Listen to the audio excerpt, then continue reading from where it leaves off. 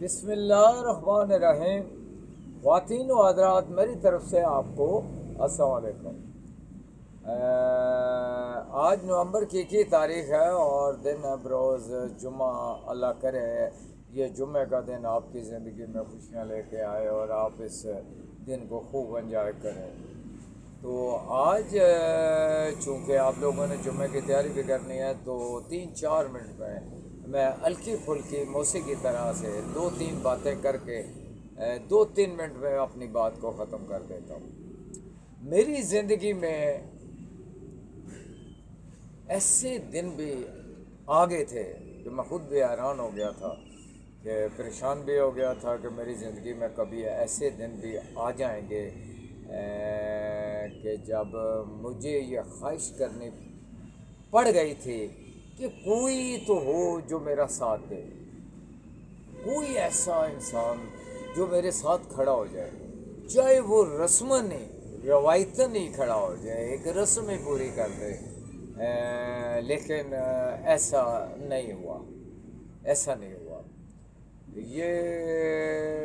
یہ کچھ سالوں پہلے کی بات ہے۔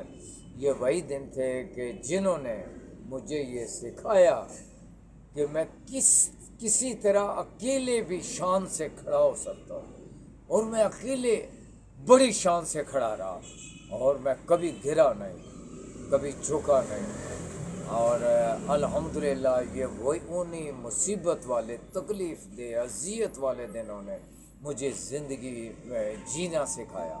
یہ بات میں اس لیے کر رہا ہوں کہ اگر آپ لوگوں کی زندگی میں کبھی ایسا لمحہ آ جائے یا ایسا وقت آ جائے تو آپ مضبوطی سے زمین پہ کھڑے ہوں، کسی کا سہارا مت لیں کبھی بھی، ٹھیک ہے؟ اور بڑی غربت تھی اس وقت میری زندگی میں، بہت عجیب طرح کے دن آئے تھے، تو مجھے علامہ اقبال کا اس وقت بھی یہ شعر مجھے یاد تھا کہ میرا طریق امیری نہیں فقیری ہے، خود ہی نہ بیچ غریبی میں نام پیدا کر۔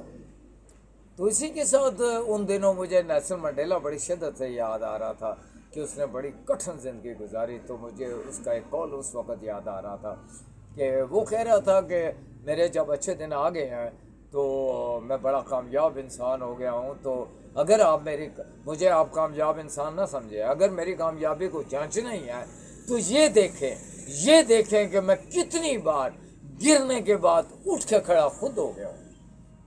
تو یہ ہے بڑا مشکل۔ تو پھر مجھے سیرت النبی حضور صلی اللہ علیہ وسلم کی سیرت جب میں نے پڑھا تھا ان دنوں، تو مجھے وہ پتہ چلا کہ پڑھ کے کہ زندگی میں حضور صلی اللہ علیہ وسلم نے بڑی تکلیفیں، اذیتیں، بڑے ٹارچر، بڑی دشمنیاں، بڑی ہجرت، بہت مصائب زندگی میں اٹھائے، تو میں تو کچھ بھی نہیں ہوں۔ تو یہ چیزیں انسان کو زندگی گزارنے کا سلیقہ اور کرینہ اور ہمت، حوصلہ، جرأت سکھاتی ہیں باتیں۔ تو بات ذرا لمبی میں نے کر دی، تو بہرحال تو چونکہ میں پاکستان میں پیدا ہوا ہوں، ملک پاکستان ہے، شہر میرا جہلم ہے، جہلم میں پیدا ہوا، تو جب میں نمازیوں کو دیکھتا ہوں یا مولویوں کی باتیں سنتا ہوں تو مولویوں کی باتیں سن کر مجھے لگتا ہے کہ جب میں سنتا ہوں کہ مولوی کہتا ہے کہ نماز نہ پڑھنے والا کافر ہو جاتا ہے، تو میں یہ سوچنے میں مجبور ہو جاتا ہوں، تو مجھے یہ سمجھ نہیں آتی کہ ملاوٹ کرنے والا، جھوٹ بولنے والا، کرپشن کرنے والا، رشوت لینے والا، سود زغیرہ اندوزی کرنے والے کافر کیوں نہیں مولوی کہتے، ان کو کافر کیوں نہیں کہتے؟ تو یہ میں بڑا حیران ہوتا ہوں یہ ایسی باتیں سن کر، اور پڑھ کر بھی میں حیران ہو جاتا ہوں۔ تو جب میں پڑھتا ہوں تو دیکھتا ہوں کہ یورپ تو صرف لباس میں ننگا ہے، جبکہ ہمارا پاکستانی معاشرہ اندر سے مکمل طور پہ ننگا ہو چکا ہے۔ جھوٹ، فراڈ، بہتان، حسد، بغض، رشوت، بے ایمانی اور 2 نمبری، پاکستان 1 نمبر پر ہے۔ بڑی عجیب باتیں میں دیکھتا ہوں کہ جب اپنے ملک پاکستان میں یہ باتیں سنتا ہوں کہ زندگی میں اتنا پیسہ کما کر بھی کیا حاصل کرو گے، آخر یہ پیسہ یہیں رہ جانا ہے۔ یہ بات کہنے والا بھی ایک لیکچر کا 1 لاکھ روپیہ کما رہا ہے.